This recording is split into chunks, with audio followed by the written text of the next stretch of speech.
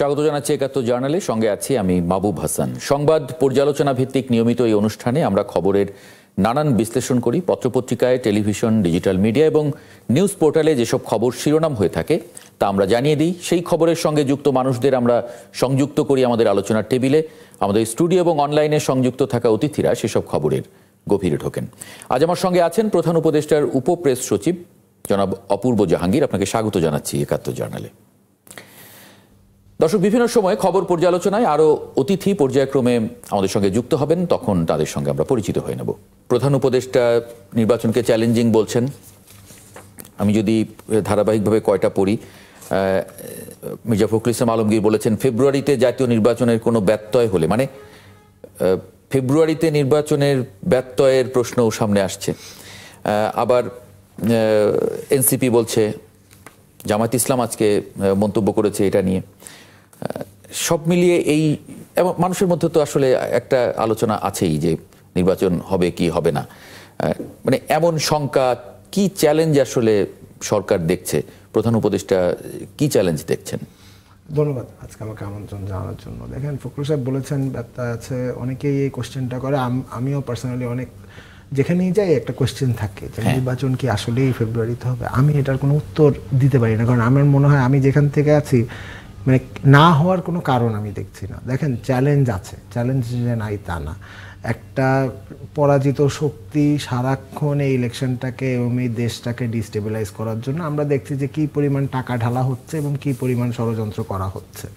So এখানে যে challenge নাই যে তা না, কিন্তু এই চ্যালেঞ্জটা কিন্তু আজকে প্রধান উপদেষ্টা বলেছেন যে যেভাবেই হোক আমাদের উতরাতে হবে। এটার থেকে কোনো আমাদের মানে দের is no other alternative in this scenario. এবং ফেব্রুয়ারিতেই ইলেকশন হতে হবে, মানে সরকারের পক্ষ থেকে কিন্তু বারবার বলা হচ্ছে ফেব্রুয়ারিতে। তারপরেও কেন রাজনৈতিক দলগুলো মাঝে মাঝে প্রায় জিনিসটা উঠায়, সেটা আসলে কাকে ইঙ্গিত করে উঠায় আমি জানি না। আই হোপ সরকারকে ইঙ্গিত করে না, কারণ সরকারের জায়গা থেকে অত্যন্ত স্ট্রিক্ট যে ফেব্রুয়ারিতেই ইলেকশন হবে।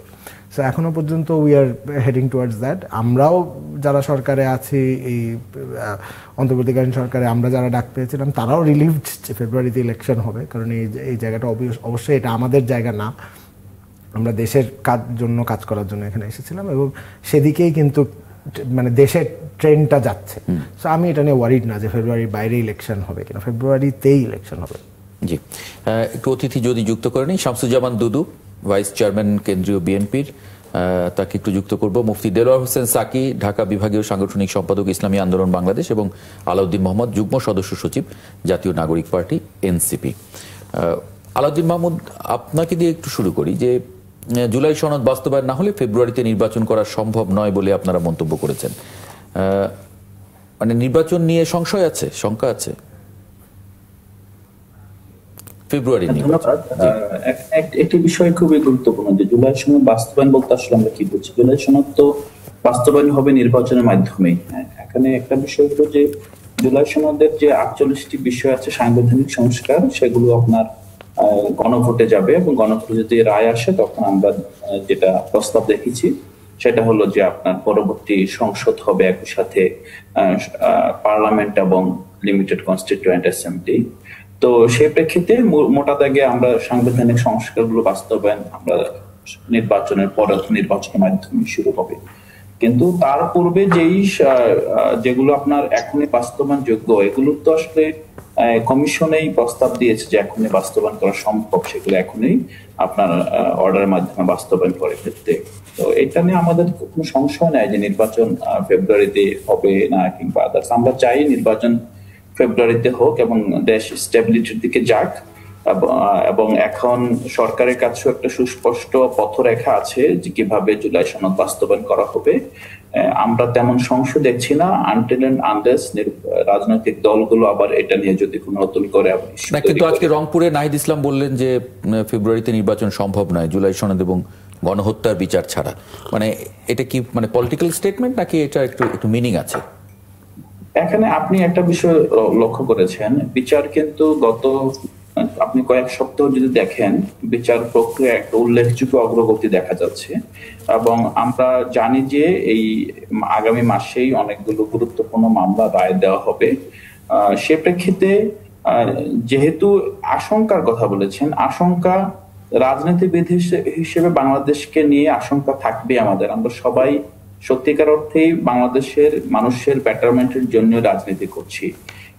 আমি বিশ্বাস করি না আশঙ্কার কথাই জানিয়েছেন, এবং আশঙ্কাটি হলো বিচার প্রক্রিয়া যদি কোনোভাবে বাধাগ্রস্ত হয়। পাশাপাশি জুলাই সনদে যে বাস্তবায়নের অঙ্গীকার এবং বাস্তবায়নের যে পথরেখা সরকার এখন গ্রহণ করেছে ঐকমত্য কমিশনের কাছ থেকে, সেটা যদি বাস্তবায়নে কোনো প্রকার বাধা থাকে তাহলে খুবই স্বাভাবিকভাবে এখানে বাধাটা তো স্বাভাবিক প্রক্রিয়া আসবে না, বাধাটা হয়তো বা পরবর্তীতে একটি যেটা গতকাল একটা শোতে আমরা ছিলাম, দুদু ভাইও ছিলেন, তো আমাদের তৃতীয় আরেকজন বিশ্লেষক বলছিলেন যে এটা একটা সংকটের দিকে নিয়ে যেতে পারে। তো আমার বিশ্বাস যে এখানে যদি রাজনৈতিক দলগুলো, বিদ্যমান যে রাজনৈতিক দলগুলো সংস্কার প্রক্রিয়ার মধ্যে আছে, তারা যদি আমরা এই মানে কি দায়িত্বশীল আচরণ করে, তাহলে আসলে নির্বাচন ফেব্রুয়ারিতে হতে কোনো বাধা নেই। জি, মুফতি দেলোয়ার হোসেন সাকি, আজকে একটি অনুষ্ঠানে মানে জামায়াত সহ যে 8টি দল আন্দোলন করছে সেরকম, সেখানে আপনারা উপস্থিত ছিলেন। সেখানে জামায়াতের নায়েবে আমির তিনি মন্তব্য করেছেন কোনো কারণে জাতীয় নির্বাচন ঠিক সময়ে না হলেও গণভোট আগে দিতে হবে। মানে তারও শঙ্কার সংশয়, মানে ইসলামী আন্দোলন বাংলাদেশও কি এরকমটা মনে করে কিনা যে নির্বাচন নিয়ে শঙ্কার সংশয়, নাকি এটা একটা পলিটিক্যাল স্টেটমেন্ট? ধন্যবাদ আলহামদুলিল্লাহ টিভিকে এবং সাথে সম্মানিত সহ আলোচক এবং দর্শক মন্ডলীকে ইসলামী আন্দোলনের পক্ষ থেকে আন্তরিক অভিনন্দন জানাচ্ছি। আসলে ফেব্রুয়ারিতে নির্বাচন হবে, এটা অন্তর্বর্তীকালীন সরকারের জন্য অনেক বড় একটা চ্যালেঞ্জ, যেটা প্রধান উপদেষ্টা বলেছেন। আসলে চ্যালেঞ্জটা হলো কয়েকটা কারণ অন্তর্বর্তীকালীন সরকার ক্ষমতায় অধিষ্ঠিত হয়েছে বিশেষ করে জুলাই আন্দোলনকে কেন্দ্র করে, অর্থাৎ বিশাল একটা পরিবর্তনের মধ্য দিয়ে। এজন্য জনগণের প্রত্যাশাটা অনেক বেশি। সেই ক্ষেত্রে যেহেতু এখনো ফ্যাসিস্টদের বিচার হয়নি, এখনো তৃণমূল পর্যায়ে জেলা প্রশাসক থেকে শুরু করে প্রশাসনের বিভিন্ন সেক্টরে এখনো ফ্যাসিস্টদের দোসররা বিদ্যমান আছে, তাদের শাস্তিটাও দৃশ্যমান হয়নি। এমনকি অন্যান্য রাজনৈতিক দল আওয়ামী লীগের নির্বাচনে আসবে কিনা, এর মাধ্যমেও বিশাল একটা মানে সমাধান সংকট রয়ে গেছে। এরকম 14 দলীয় জোট, জাতীয় পার্টি থেকে শুরু করে অন্যান্য দল নির্বাচনে অংশগ্রহণ করবে কিনা, এই ব্যাপারেও কিন্তু স্পষ্টভাবে সিদ্ধান্ত এখনো সরকার গ্রহণ করতে পারে নাই। এরপর আমূল নির্বাচন কমিশনের যে সংস্কার প্রয়োজন ছিল সেটাও কিন্তু ভালোভাবে হয়নি। এই জন্য সংখ্যাটা অবশ্যই আছে, চ্যালেঞ্জটা বিশাল। এই জন্য আমরা মনে করি যে অন্তত কিন্তু এই প্রসঙ্গগুলোর সঙ্গে আসলে গণভোটের সঙ্গে জাতীয় নির্বাচনটা জড়িয়ে যাচ্ছে কেন? না, গণভোটটা যদি নির্বাচনের আগে হয়ে যায় তাহলে জুলাই সনদের আইনি ভিত্তি হবে একটা আদেশ জারির মাধ্যমে। মানুষের মধ্যে কিছুটা হলো এই জুলাইয়ের সনদ বাস্তবায়নের প্রক্রিয়াটা আইনি ভিত্তিতে যদি হয়ে যায় গণভোটের মাধ্যমে, সেটা তো একটা ভিন্ন আলাপ, ওটা একটা ভিন্ন দাবি। মানে আমি বলছি যে ওই দাবির সঙ্গে জাতীয় নির্বাচন হঠাৎ করে চলে এলো কেন? এই দাবিতে তো আপনার আন্দোলনে আছেনই এবং এটা বলছেন, কিন্তু মানে এখন গণভোটের সঙ্গে জাতীয় নির্বাচনকে যুক্ত করে ফেলা হচ্ছে কেন আর কি? ওটা তো একটা সেটেলড বিষয় না। বিষয় ঠিক আছে, আমরা তো বলছি যে অন্তত গণভোটের বিষয়ে তো এখনো সরকার স্পষ্টভাবে বলে নেই। যেমন বর্তমান ঐক্যমত্য কমিশন বলেছে কি, ঐক্যমত্য কমিশন বলেছে নির্বাচনের দিন অথবা নির্বাচনের আগে এই গণভোট হতে পারে। তাহলে এখানে কিন্তু স্পষ্টভাবে দুইটা বিষয়, একটা হলো হয়তো নির্বাচনের দিন হবে অথবা নির্বাচনের আগে হবে। এখন এই বিষয়টা সিদ্ধান্তটা স্পষ্ট না হলে তখন কিন্তু সংকটটা রয়ে যায়। মানে ঐক্যমত্য কমিশনে এই সংকটটা ধরে রেখেছে। কেন আমরা আমাদের মৌলিক দাবি হলো গণভোট যদি হয় তাহলে সেটা নির্বাচনের আগে হতে হবে। নির্বাচনের দিন গণভোট হলে এই গণভোটের ভিত্তিটাই নড়বড়ে হয়ে যাবে, এটার চাহিদা এবং এটার শক্তিটা ম্লান হয়ে যাবে। যার কারণে আমরা চাচ্ছি যে অন্তত নির্বাচনের আগেই গণভোটটা হোক। জি,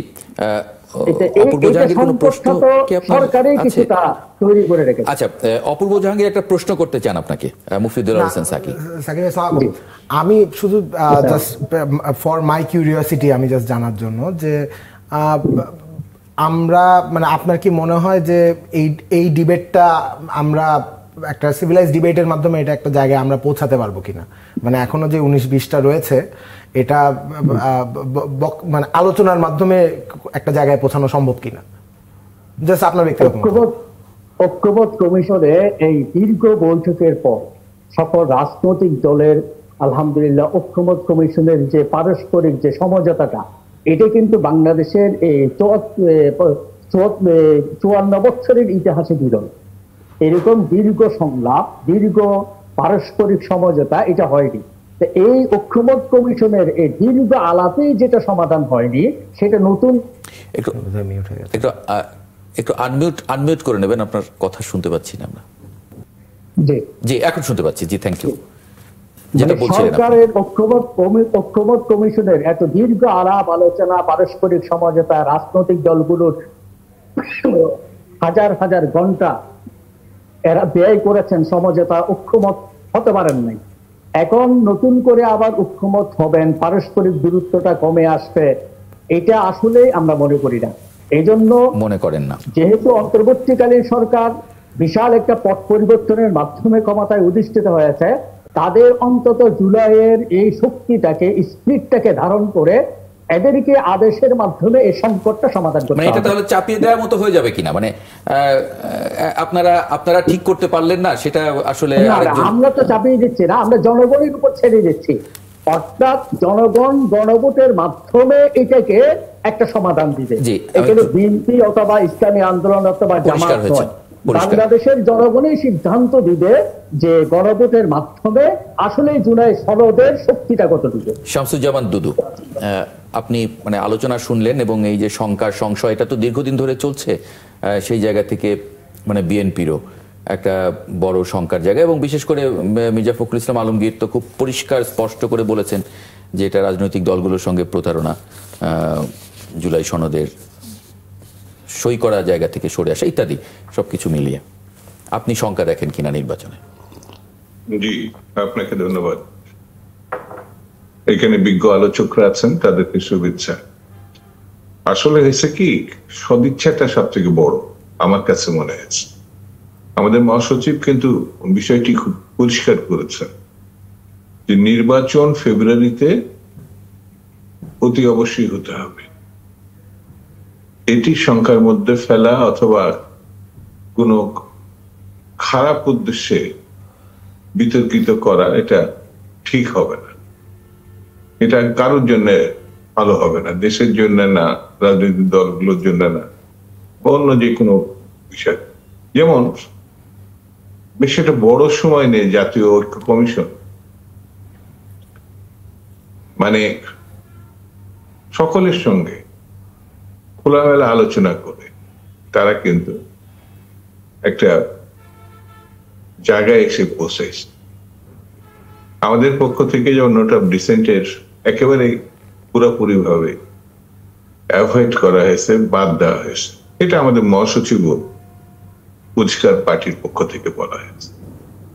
মজার ঘটনা হচ্ছে আমাদের ডক্টর মোহাম্মদ ইউনূস সাহেব, যাকে আমরা আমাদের দলের পক্ষ থেকে শুধু সমর্থন করি নাই, তার প্রতি আস্থা রাখছি, বিশ্বাসও রাখছি যে তিনি যে কথাগুলো বলেছেন যে ঐতিহাসিক একটি নির্বাচন করবেন এবং এটি তিনি ফেব্রুয়ারির মধ্যেই করবেন। তবে নানামুখী ষড়যন্ত্র আছে, নানামুখী প্রেশার আছে।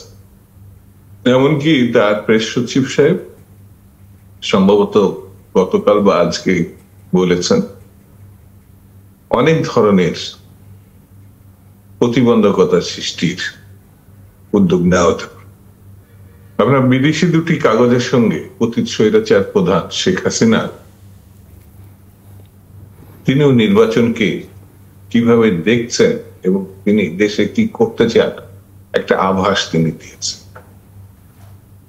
তো একজন ক্ষণিক তাকে প্রশ্ন করার পরেও তিনি ন্যূনতম ক্ষমা চাওয়ার দৃষ্টিভঙ্গিতে, মানে ওই ঘটনার মধ্যে তিনি নাই, স্পষ্ট করে বলেছেন ক্ষমা প্রশ্নই ওঠে না।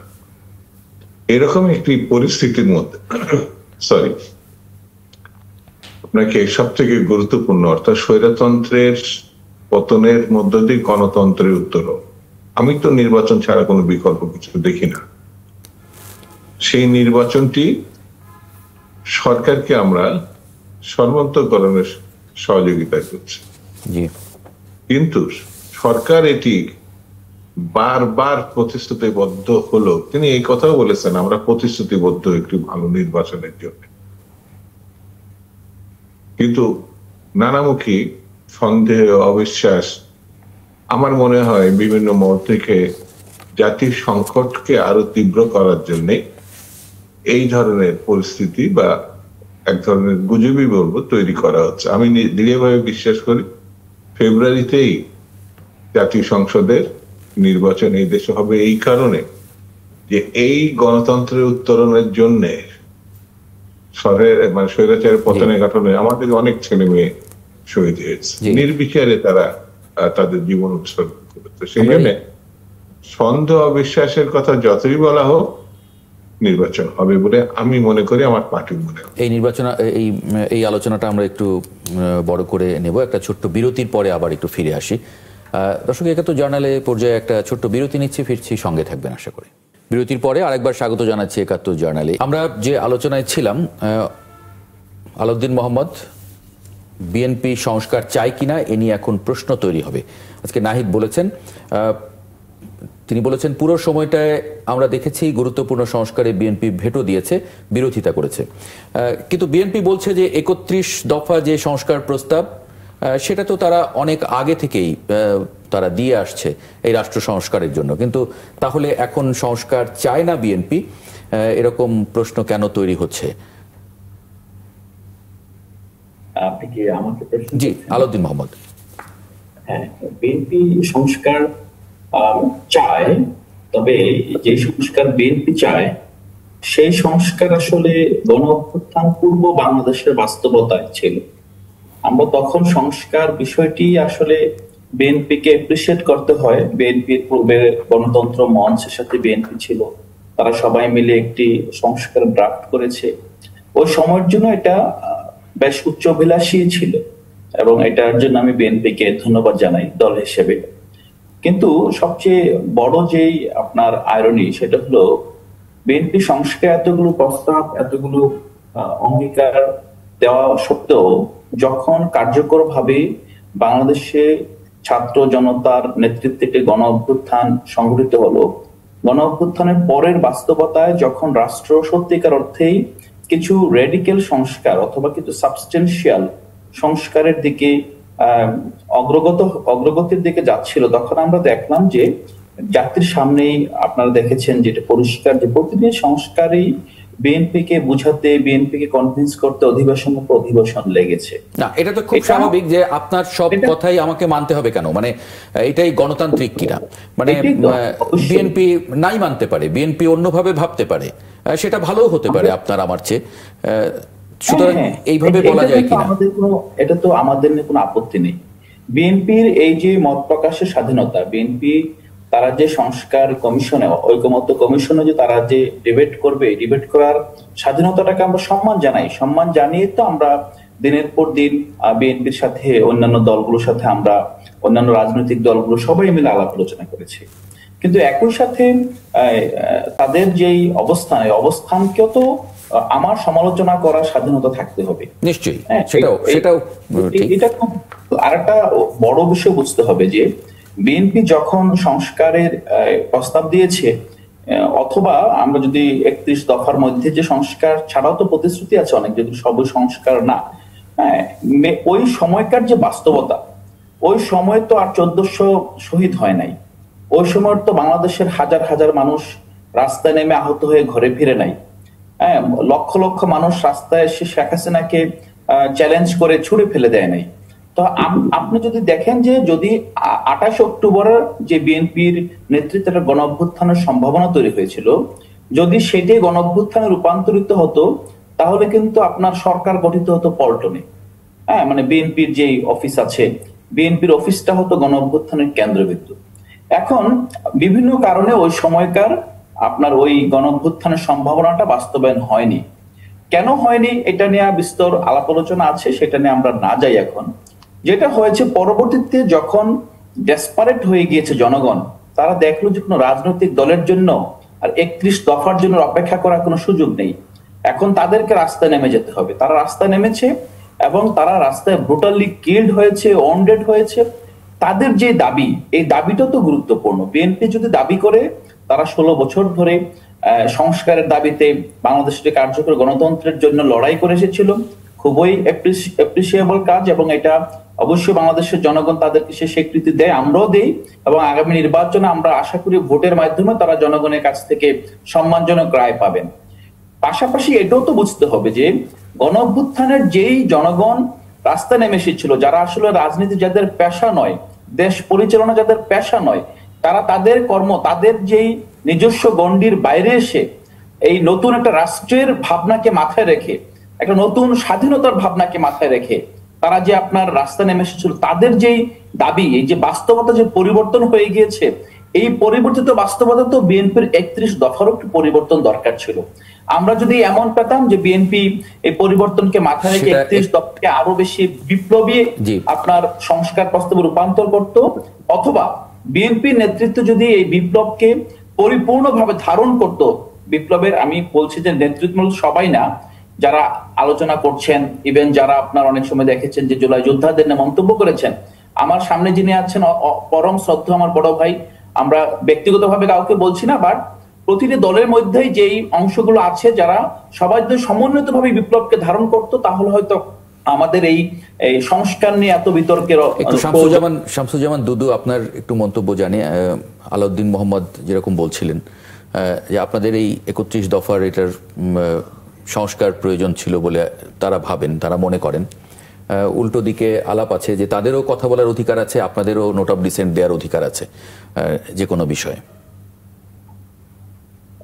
না 100 বার আলাউদ্দিন সাহেবরা তো একটা পার্টিও বানিয়েছে, তারা হয়তো এখন মনে করেছে যে জুলাই সনদের স্বাক্ষর দরকার নেই, করে নাই।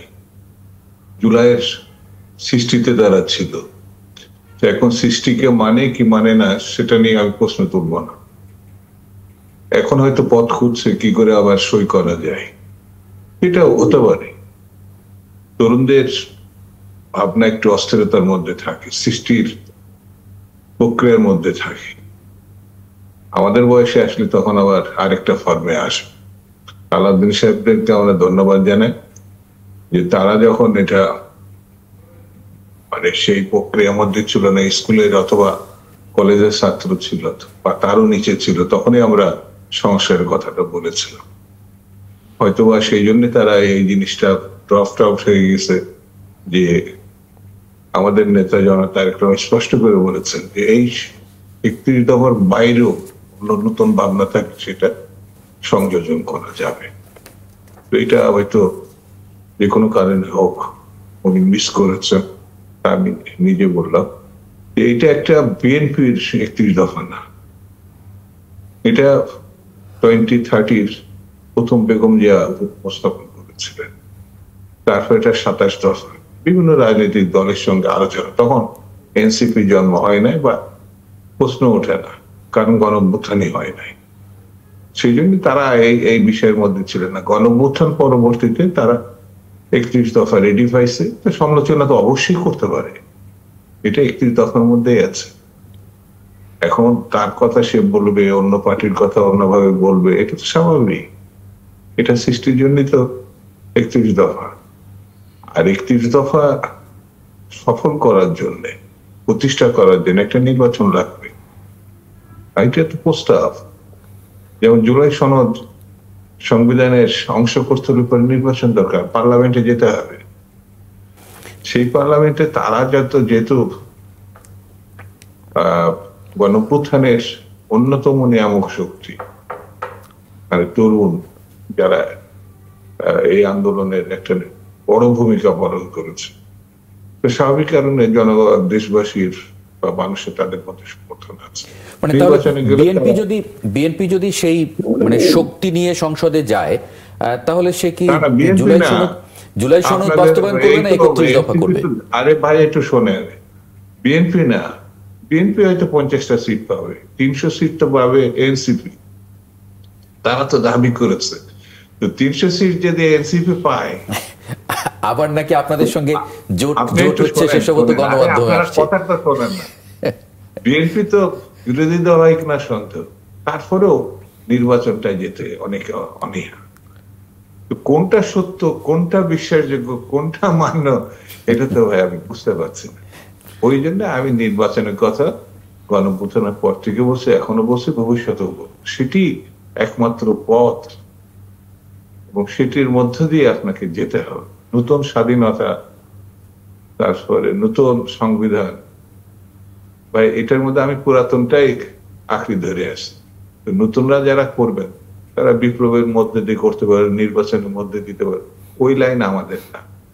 আমার জটিলতা কমেই আমার একটা নির্বাচনের মধ্যে দিয়ে স্থিতিশীলতাটা, জাতীয় স্বাধীনতা, গণতন্ত্র, সার্বভৌমত্ব, এগুলো রক্ষা করে। তারা যারা বলছে এটা বলতে পারে, তাদের ভাবনা থেকে বলতে পারে, তারা মনে করছেন এটা জরুরি, তাদের সঙ্গে এই জায়গাটা আমাদের পার্থক্য। আমরা যেটা বলছি সেটা খুব সহজ এবং খুব স্বাভাবিক। এই জন্য আমার কাছে মনে হয়েছে আমরা ওই পথের মধ্যে যতক্ষণ না যেতে পারব, সংকট তীব্রতর হবে এবং সেটি কোথায় গিয়ে দাঁড়াবে এটা আমার পক্ষে ভাবাও খুব কঠিন। যেটা আমাদের জন্য কারোর জন্য ভালো হবে না। কারণ এই অভ্যুত্থানকে খণ্ডন করার জন্য দেশের মধ্যে, দেশের বাইরে বিভিন্ন মহল বিভিন্ন ভাবে কাজ করছে। তার একটা প্রতিফলন শেখ হাসিনার এই যে দুটো পত্রিকার সঙ্গে দেওয়া কি ভয়ঙ্কর এবং ভয়াবহ তার সিদ্ধান্ত, তিনি তার মধ্যেই আছে। সেই জন্য আমরা যদি বিষয়টাকে হালকাভাবে নেই, তাহলে ভবিষ্যতে আমরা যারা গণঅভ্যুত্থানের পক্ষে কাজ করছি বিভিন্ন জায়গা থেকে, বিভিন্ন অবস্থান থেকে, তাদের জন্য ভালো কিছু আমাদের অপেক্ষা করছে, এটা আমার কাছে মনে হয় না। জি, মুফতি দেলোয়ার হোসেন সাকি, জুলাই সনদ বাস্তবায়ন আদেশের খসড়ায় অস্পষ্টতা রয়েছে, ইসলামী আন্দোলন এরকম মনে করে। কি অস্পষ্টতা? যেমন আমি একটা জিনিসে আমার মধ্যে এক ধরনের অস্পষ্টতা আছে। গণভোটের কথা বলছেন আপনারা, কিন্তু গণভোটটা প্রশ্ন আমার কাছে কয়টা দেবেন? কারণ যে 48টা বিষয় আছে, 48টার মধ্যে আমি 47টা আমার মত থাকতে পারে, একটাতে আমার দ্বিমত থাকতে পারে। রাষ্ট্রের মালিক হিসেবে আমি সেই দ্বিমতের জায়গাটাও আমি দেখতে চাই। মানে এগুলো আপনারা ভেবেছেন কিনা? মৌলিকভাবে ঐক্যবোধ কমিশন কর্তৃক যে প্রস্তাবনা আছে, এই প্রস্তাবনার ক্ষেত্রে আমাদের ধোঁয়াশাটা হলো যে মৌলিকভাবে একটা রাষ্ট্রপতি যে প্রধান উপদেষ্টা কর্তৃক একটা আদেশ জারি হওয়া, এরপরে নির্বাচনের আগে গণভোট হওয়া এবং এক্ষেত্রে 270 দিনের মধ্যে এটাকে অন্তত আইনে রূপান্তর করার যে মৌলিক বিষয়গুলো আছে, এগুলোতে আমাদের মাঝে মনে হচ্ছে যে লেংদি প্রসেস। কেননা গণভোট হয়ে যাওয়ার পরে সংবিধান সংস্কার যে কমিশনটা হবে, এই ঠিক আছে, গণভোট আপনি হয়ে গেল, গণভোটে আপনি জিতেও গেলেন, সেটা নিয়ে সমস্যা না, বা হেরেও যেতে পারেন, সেটা নিয়েও সমস্যা না। কিন্তু সমস্যাটা হচ্ছে যে মানে আইনগুলো আপনারা করছেন, সেই আইনগুলো তো রাষ্ট্রের মালিক হিসেবে আমাকে জিজ্ঞেস করে নিতে হবে। সেটাই গণভোট, সেটাকেই আমরা গণভোট বলছি। আপনি আমার কাছে জিজ্ঞেস করছেন যে আমি রাজি কি রাজি না। তো 48টার মধ্যে আমি একটাতে আমার গড় রাজি আছে, আমি ওটাতে না দিতে চাই, সেই অপশন কি থাকবে ভোটে? এটা তো অন্তর্বর্তীকালীন সরকার তার রূপরেখা ঠিক করবে। অন্তর্বর্তী সরকারের তো এই রূপরেখা ঠিক করার ক্ষমতাই নেই।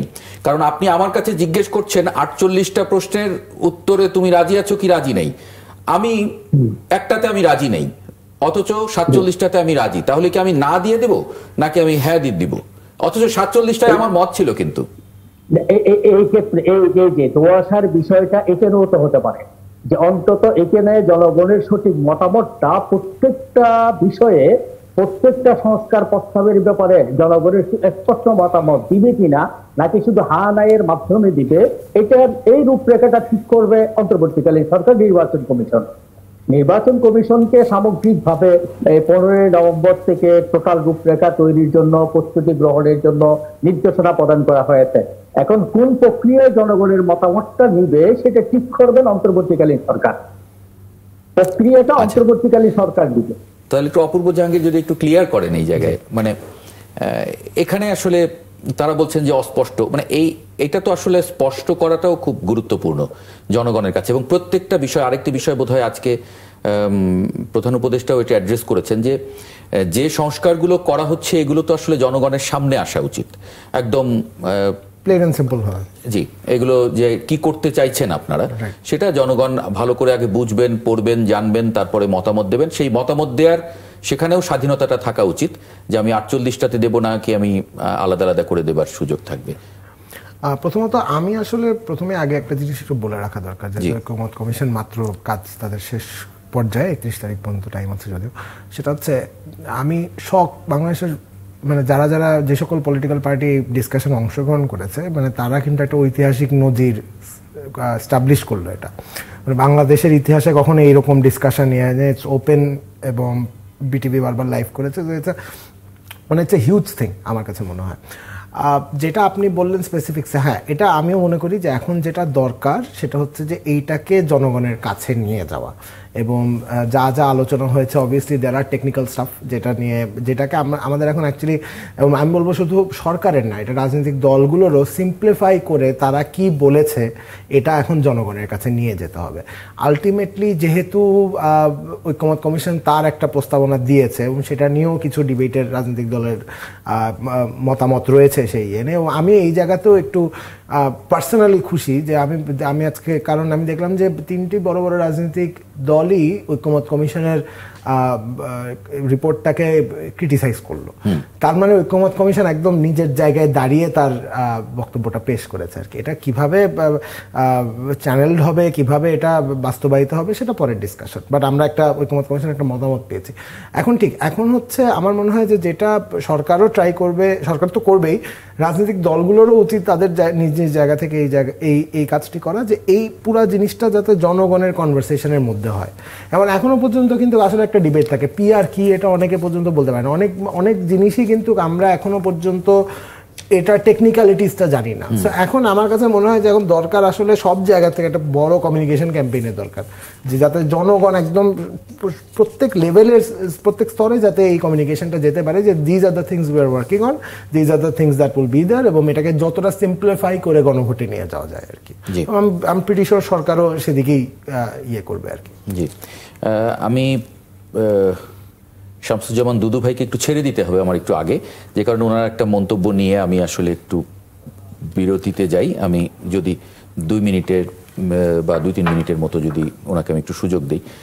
মির্জা ফখরুল ইসলাম আলমগীর বলেছেন যে জনগণের সঙ্গে একটা প্রতারণা, কারণ ওনার বিষয়টা হচ্ছে নোট অফ ডিসেন্টগুলো এখানে না থাকা এবং যেটা সই করা হয়েছে বা যেটা আলাপ হয়েছে সেটা ঐকমত্য কমিশন সুপারিশে আসেনি, সেইভাবে আসেনি সেরকম বলেছেন। আবার এরই মধ্যে আমি দেখলাম যে নাসিরউদ্দিন পাটোয়ারি আজকে মন্তব্য করেছেন যে ঐকমত্য কমিশনের মেরুদণ্ড ফিরে এসেছে।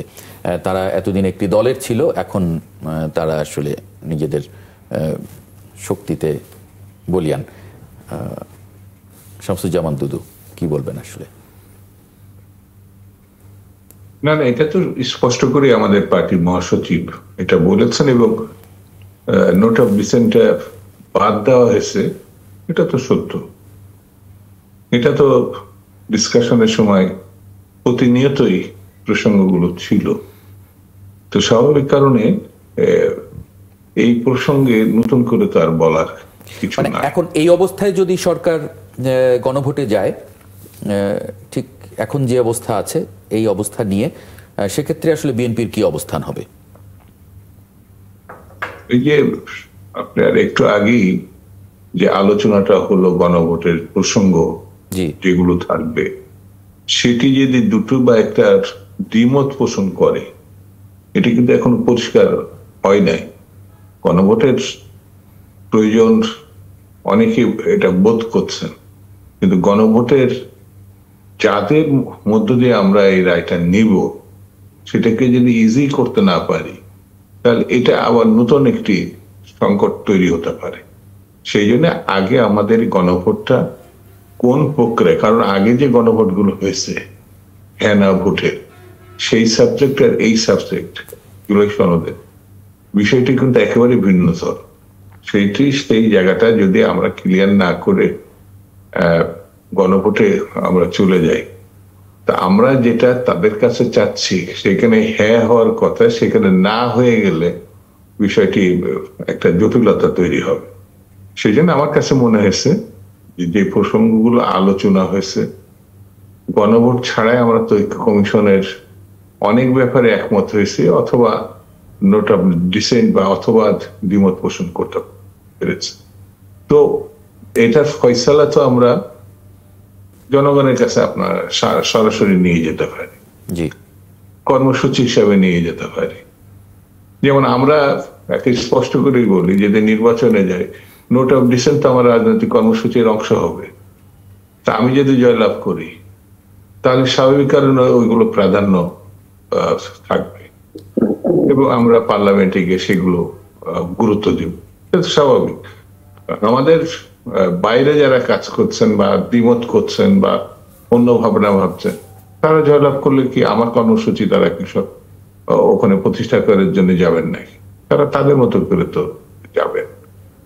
অন্যান্য সকল ইসলামী দলগুলো অথবা এনসিপি বা অন্য রাজনৈতিক দলগুলো তো তাদের নিজস্ব কর্মসূচি আছে, নিজস্ব বক্তব্য আছে, সেইভাবে তো তারা যাবে। আমার কাছে মনে হয়েছে যে এইটার ফয়সালা কিন্তু নির্বাচন ছাড়া অন্য কোনো পথ আছে বলে আমার কাছে মনে হয় না। জি, জনাব শামসুজ্জামান দুদু, আপনাকে অনেক ধন্যবাদ যুক্ত হওয়ার জন্য ৭১ জার্নালে। আলাউদ্দিন মোহাম্মদ এবং মুফতি দেলোয়ার হোসেন সাকি, আপনারা দুজন থাকবেন। জি, শামসুজ্জামান দুদু, জি কিছু বলছিলেন কি? Thank you. হ্যাঁ, আমি সরি যে আমার খুব প্রিয় ভাজন সব আলোচক এখানে আছে, তাদেরকে আমি মিস করব না। ঠিক আছে, আপনার জন্য শুভকামনা। Thank you.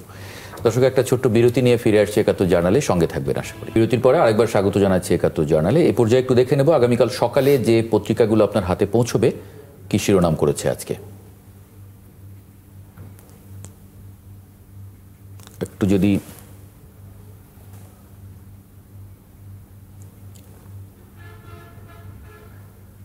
আচ্ছা, আমাদের সময় তারা শিরোনাম করেছে সনদে পরিবর্তন, অনৈক্যের আশঙ্কা। বণিক বার্তা, সালমান এস আলমের নিলাম সম্পদের ক্রেতা নেই। ইনকিলাব, দ্বন্দ্ব সংঘাতের পরিকল্পিত roadmap. Talk of the country, July সনদ ২৫। যুগান্তর, নির্বাচন বানচালে হঠাৎ আক্রমণ আসতে পারে, আইন শৃঙ্খলা বাহিনীর সঙ্গে বৈঠকে প্রধান উপদেষ্টা। The daily observer, CA warns of major threats ahead of national polls.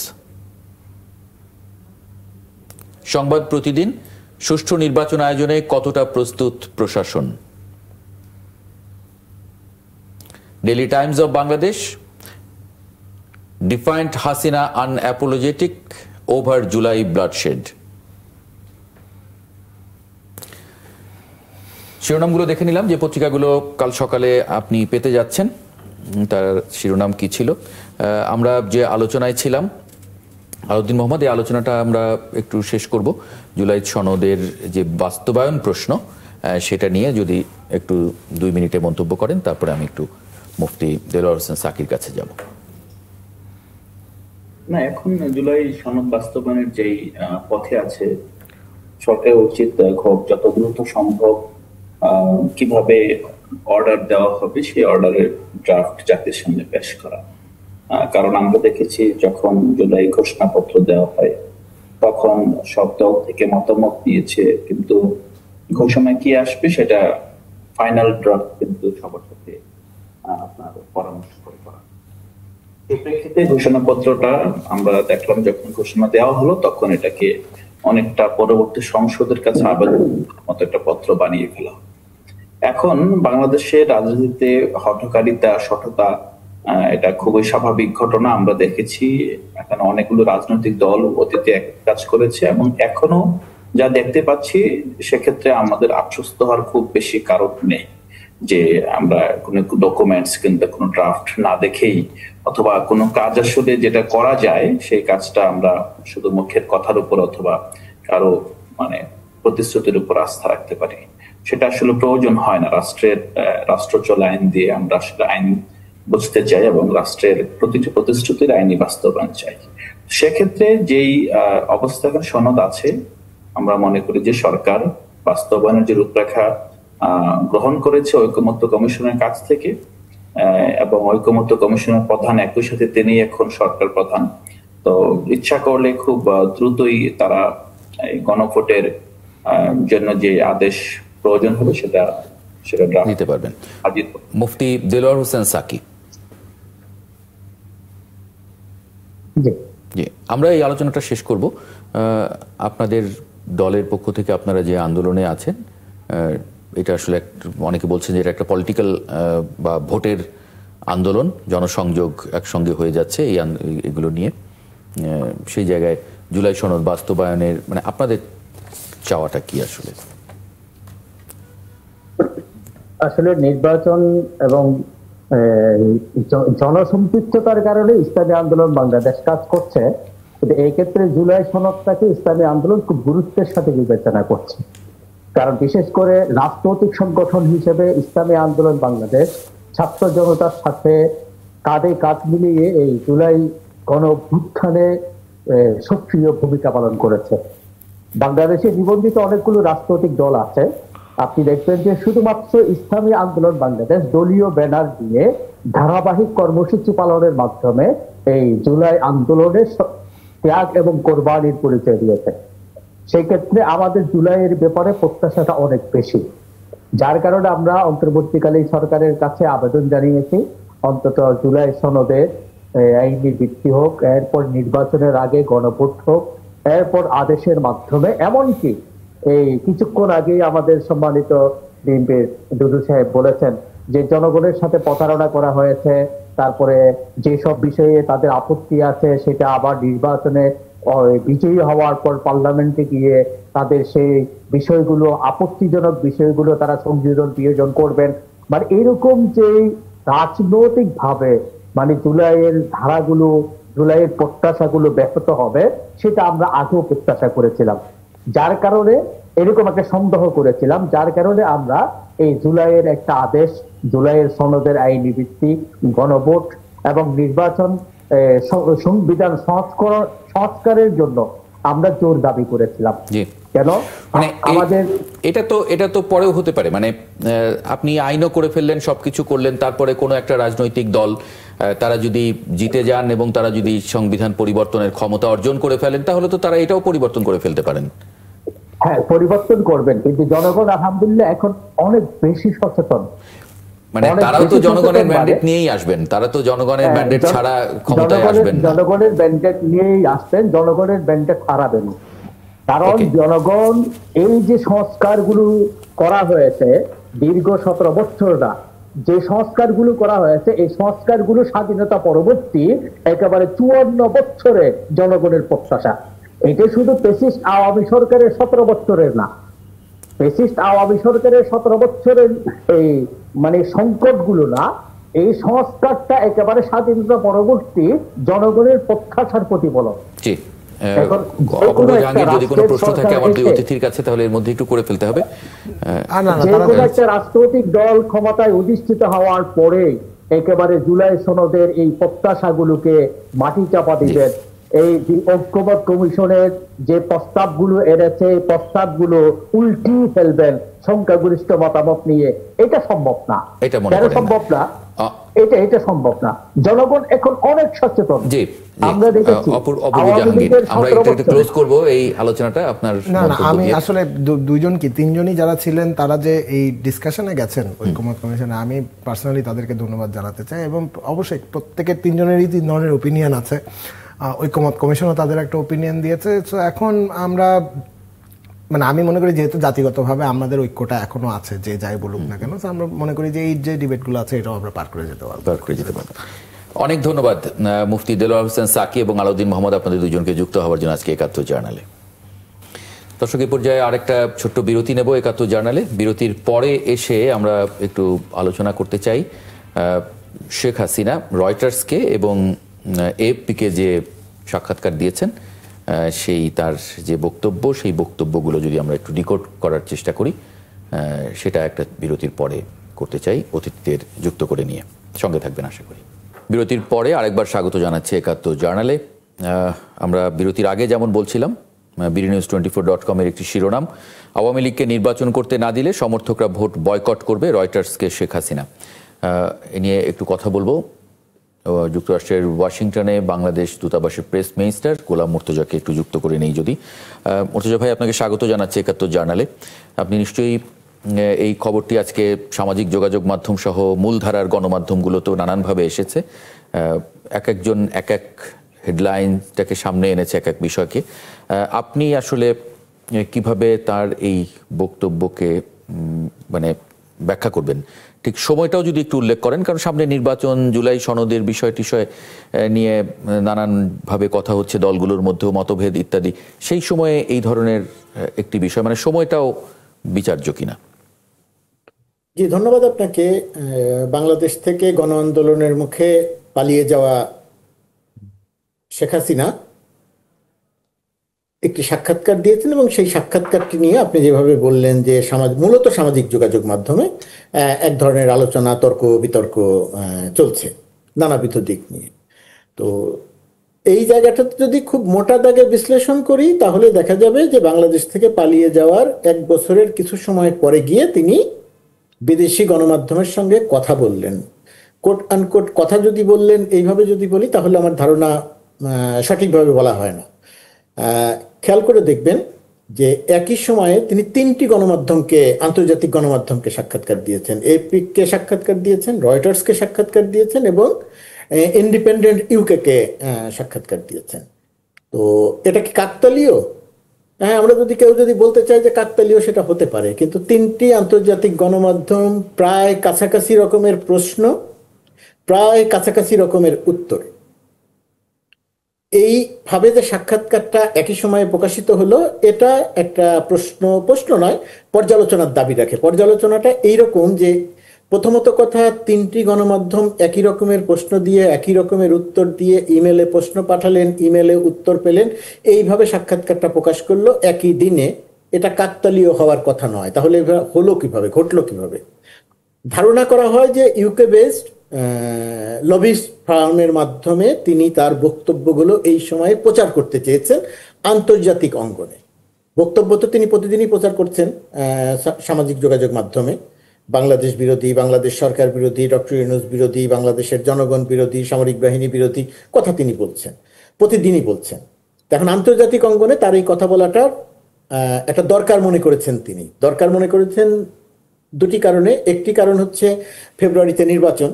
এই নির্বাচন ঠেকানোর মতো শক্তি সামর্থ্য নাই। নানা রকমের জটিলতা হয়তো তৈরি করবে, কিন্তু তারা ঠেকাতে পারবে না। পালিয়ে থেকে নেতৃত্ব দিয়ে বাংলাদেশের নির্বাচন ঠেকাতে পারবে না। তো এই সময়ে তার একটা কথা বলার দরকার মনে করেছে। ফেব্রুয়ারি নির্বাচনকে কেন্দ্র করে আন্তর্জাতিক অঙ্গনে তিনি আলোচনায় থাকতে চান, এই কারণে তিনি কথা বলে থাকতে পারেন। আরেকটি জায়গাতে তিনি দৃষ্টিপাত করতে চেয়েছেন, সেটি হচ্ছে শেখ হাসিনা বাংলাদেশ থেকে পালালো কেন? সে তো স্বৈরশাসক ছিল, সেই কারণেই তো তাকে শুধু পালাতে হয়নি। সে পালানোর আগে বাংলাদেশে একটা গণহত্যা করে গেছে, মানবতা বিরোধী অপরাধ করে গেছে। সেটা বাংলাদেশের মানুষ যেমন জানে, সেটা জাতিসংঘের প্রতিবেদনেও আছে যে সে মানবতা বিরোধী অপরাধ করেছে। এই মানবতা বিরোধী অপরাধ করেছে বলেই মূলত কাকে পালাতে হয়েছে। মানবতা বিরোধী অপরাধ মানে গণহত্যা বা মানুষ হত্যা যদি না করতো তাহলে হয়তো তাকে পালাতে হতো না, দেশে থাকতো, তাকেও তখনও বিচারের মুখোমুখি হতে হতো। কিন্তু জনমানুষ এইভাবে এতটা বিক্ষুব্ধ তার উপরে হয়ে যেত না যে তাকে পালাতে হবে। এই যে পালানো মানবতা বিরোধী অপরাধ, এই মানবতা বিরোধী অপরাধে তার বিরুদ্ধে খুব সুনির্দিষ্ট তথ্য এবং প্রমাণ আছে। পৃথিবীর খুব কম মামলা বা কম অপরাধীর ক্ষেত্রে এত সুনির্দিষ্ট তথ্য প্রমাণ থাকে পালিয়ে যাওয়া শেখ হাসিনার বিরুদ্ধে যে তথ্য প্রমাণ আছে। প্রথমত কথা, সে যে মানুষ হত্যা করিয়েছে তার বাহিনীকে দিয়ে, তার ভিডিও আছে। আওয়ামী লীগ, যুবলীগ, ছাত্রলীগকে দিয়ে মানুষ হত্যা করিয়েছে, তার ভিডিও আছে। আইন শৃঙ্খলা রক্ষাকারী বাহিনীকে দিয়ে হত্যা করিয়েছে, তার ভিডিও আছে। অডিও আছে, সে যে মানুষ হত্যা করতে বলছে সেটার অডিও আছে। সে যে হেলিকপ্টার থেকে গুলি করতে বলছে সেটার অডিও আছে। স্থির চিত্র আছে। ঘটনাক্রম বিশ্লেষণ করলে নানাবিধ কিছু প্রমাণ হয়। আরো অনেক প্রমাণ আন্তর্জাতিক অপরাধ ট্রাইব্যুনালের হাতে আছে। তো এইরকম মামলার বিচার চলাকালীন, বিচার যখন চলছে, একটি মামলা বিচার মানে সব পর্ব শেষ হয়েছে আগামী 13 তারিখে, তার নভেম্বরের 13 তারিখে, আমি যদি তারিখটা ভুল করে না থাকি, 13 তারিখে তার রায় ঘোষণা করার কথা। রায়ে কি হবে, শাস্তি হবে কি হবে না সেটা আলাদা ব্যাপার, কিন্তু সে নিজে যেহেতু জানে যে সে অপরাধ করেছে, মানবতা বিরোধী অপরাধ করেছে, মানুষ হত্যা করেছে, সেই কারণে তার ভেতরে একটা আতঙ্ক আছে এবং সে জানে যে তার হয়তো সর্বোচ্চ শাস্তি হয়তো বা হতে পারে। আদালত কি শাস্তি দিবে নাকি তাকে মুক্তি দিবে সেটা আদালতের ব্যাপার, আমি বা আমরা কেউ সেখানে বলতে পারি না। কিন্তু আমার ধারণা যে শেখ হাসিনা নিজে জানে যে সে কি অপরাধ করেছে এবং কি শাস্তি হতে পারে। এই শাস্তি হওয়ার আগে সে জাতীয় এবং আন্তর্জাতিক অঙ্গনকে একটু জানাতে বা বোঝাতে চাইলো যে তার উপরে অন্যায় হচ্ছে। এক ধরনের প্রোপাগান্ডা তো সে চালিয়ে অভ্যস্ত এবং আওয়ামী লীগ এই প্রোপাগান্ডাটা চালাতে খুব অভ্যস্ত। যদি গোয়েবলস জীবিত থাকতেন, হিটলারের সেই গোয়েবলস যদি জীবিত থাকতেন, তাহলে গোয়েবলসও হার মানতেন যে প্রোপাগান্ডা চালানোর ক্ষেত্রে শেখ হাসিনা গোয়েবলসের কয়েক গুণ বেশি দক্ষ, তার চেয়ে কয়েক গুণ বেশি দক্ষ। কারণ একই মিথ্যা কথা, একই অসত্য কথা তিনি বারবার বারবার বারবার করে বলতে পারেন।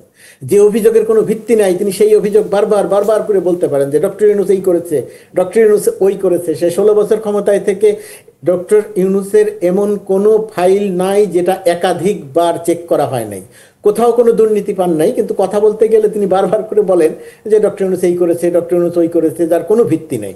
এগুলো তিনি বলতে পারেন। তো আমার কাছে মনে হয়েছে যে এটি খুব পরিকল্পিত উপায়ে এই সময় মূলত এই দুটি বিষয়কে প্রাধান্য দিয়ে সে আন্তর্জাতিক গণমাধ্যমের সঙ্গে কথা বলেছে। এখন এখানে প্রশ্ন আসবে যে আন্তর্জাতিক গণমাধ্যম, 3টি গণমাধ্যম একই সঙ্গে পিআর প্রতিষ্ঠানের মাধ্যমে বা লবিস ফার্মের মাধ্যমে যদি দেয়া হয়ে থাকে এই তার আত্মপক্ষ সমর্থনের সুযোগ, তাহলে প্রচার করলো কেন? এটা হয়তো আগামী দিনে জানা যাবে। এই জায়গাটাতে আমি এখনই মন্তব্য করতে চাই না।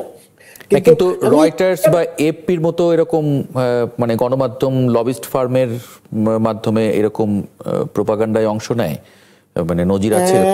আমার কাছে এর সুনির্দিষ্ট কোনো তথ্য বা প্রমাণ নাই। আমি এই সমস্ত প্রতিষ্ঠানকে অভিযুক্ত করছি না যে তারা লবিস ফার্ম বা পিআর প্রতিষ্ঠানের মাধ্যমে করেছে। আমি একজন সংবাদকর্মী, আমি তো এখন হয়তো আমি সরকারি একটা দায়িত্বে আছি, কিন্তু আমি তো মূলত সাংবাদিক। তো সাংবাদিক হিসেবে আমি ধারণা করছি ঘটনাক্রম বিশ্লেষণ করে যে এরকম হতে পারে।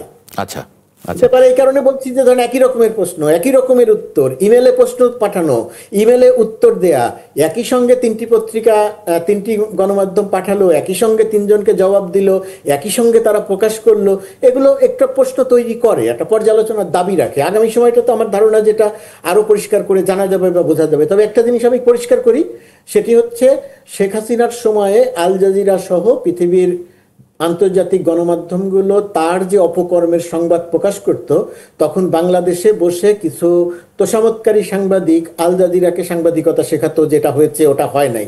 আমি বিবিসি, আমি রয়টার্স বা এপি বা ইন্ডিপেন্ডেন্ট বা অন্য কোনো আন্তর্জাতিক গণমাধ্যমকে সাংবাদিকতা শেখাচ্ছিও না, তাদের এটা নিয়ে আমি প্রশ্নও করছি না। আমি বলছি এরকম হয়ে থাকতে পারে, ঘটনাক্রম বিশ্লেষণ করলে মনে হয়। জি, আরেকটি বিষয়, মানে এটা নিয়েও প্রশ্ন করা যায় কিনা, যেমন রয়টার্স লিখেছে কয়েক মাস আগে তাদের এক প্রতিবেদক শেখ হাসিনাকে দিল্লির ঐতিহাসিক লোধি গার্ডেনে হাঁটতে দেখেন, সঙ্গে ছিলেন 2 জন নিরাপত্তা রক্ষীর মতো ব্যক্তি। পথচারীদের কেউ কেউ চিনে ফেললে তিনি মাথা নেড়ে শুভেচ্ছা জানান। মানে যদি এরকম পরিস্থিতি হয় তাহলে ইমেইলে আসলে সাক্ষাৎকার নিতে হলো কেন? মানে এটা তো সামনাসামনি নেয়ার কি কোনো বাধ্যবাধকতা থাকে? মানে আমি ঠিক দেখেন, সাক্ষাৎকার, প্রথমত কথা, সাক্ষাৎকার ইমেলে হতে পারে। আপনি যদি আমার কাছে বিশেষ কোনো কিছু থাকে এবং আপনি যদি মনে করেন যে আমার সঙ্গে কথা বলবেন, এবং আমি যদি আপনাকে শর্ত দেই যে না আমি কথা বলবো না, আমার কথা বলার সুযোগ নাই, আপনি আমাকে পাঠান, আন্ডারগ্রাউন্ডে আসি আমি, আপনি আমাকে প্রশ্ন পাঠান, আমি প্রশ্নের উত্তর লিখিতভাবে মেলে দিয়ে দিব, হতে পারে। এটা যে একেবারে অস্বাভাবিক ব্যাপার তা নয়। কিন্তু প্রশ্ন হচ্ছে শেখ হাসিনা আসলে কোথায় আছে? শেখ হাসিনা দিল্লিতে আছেন, শেখ হাসিনার সঙ্গে টেলিফোন আছে, শেখ হাসিনার ফোনে কথা বলার সুযোগ আছে, তিনি প্রতিদিন প্রায় প্রতিদিন ইমেইলে যদি সাক্ষাৎকার দেন তাহলে তো সেখানে ইন্টারনেটও আছে, সবই আছে, সেখানে সব আছে, তার কথা বলার সুযোগ আছে। তার এই যে আমরা এখন যেরকম আমি ওয়াশিংটন ডিসি থেকে কথা বলছি, আপনি ঢাকা স্টুডিও থেকে কথা বলছেন, সুতরাং আপনি সব জায়গায় কথা বলার সুযোগ আছে এবং কথা বলার সুযোগ আছে। তিনি কথা বলার ক্ষেত্রে তার উপরে কোনো নিষেধাজ্ঞা আছে এরকম কোনো কিছু মনে করার কারণ নাই, কারণ তিনি সামাজিক যোগাযোগ মাধ্যমে কথা বলছেন। ওই কারণেই আমি প্রশ্নের কথা, প্রশ্ন যা পিআর প্রতিষ্ঠানের মাধ্যমে বা লবিস ফার্মের মাধ্যমে প্রক্রিয়াটি সম্পন্ন হলো কিনা সেটা নিয়ে প্রশ্নটা তৈরি হচ্ছে ওই কারণগুলোতেই, যে রয়টার্স বা ইন্ডিপেন্ডেন্ট বা এপি তার কাছে ইমেল পাঠিয়ে নিতে হলো কেন? তার তো ফোন ছিল, সে তো ফোনেও কথা বলতে পারতো। এখানে দুটি ব্যাপার হতে পারে, দুটি না, মানে মূলত একটা গুরুত্বপূর্ণ ব্যাপার হতে পারে। তো শেখ হাসিনার সব প্রশ্নের উত্তর দেওয়ার মতো সাহস এবং সক্ষমতা শেখ হাসিনার নাই, কারণ তার কাছে সেই তথ্য নাই।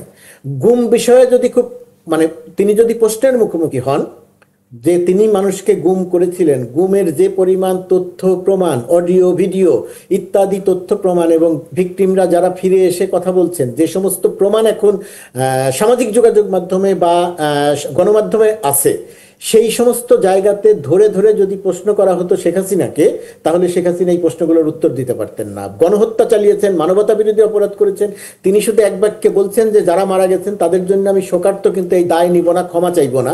কিন্তু তার পরিপ্রেক্ষিতে যদি একজন সাংবাদিক, এপি বা ইন্ডিপেন্ডেন্ট বা যে কোনো গণমাধ্যমের, বাংলাদেশেরও কোনো গণমাধ্যম যারা সাক্ষাৎকার নিতে অভ্যস্ত, তাদের মুখোমুখি যদি শেখ হাসিনা হন, তাহলে শেখ হাসিনা এই প্রশ্নগুলোর জবাব দিতে পারবেন না, কারণ তিনি জানেন যে তিনি মানবতা বিরোধী অপরাধ করেছেন। আমার ধারণা যে শেখ হাসিনার এই গণমাধ্যমের মুখোমুখি না হওয়ার ক্ষেত্রে, টেলিফোনে কথা না বলার ক্ষেত্রে, অডিও বা ভিডিও যে কোনো ফরম্যাটই হোক কথা না বলার ক্ষেত্রে বা কথা বলতে সাহস না করার ক্ষেত্রে তার অপরাধটা একটা বড় ভূমিকা রেখে থাকতে পারে।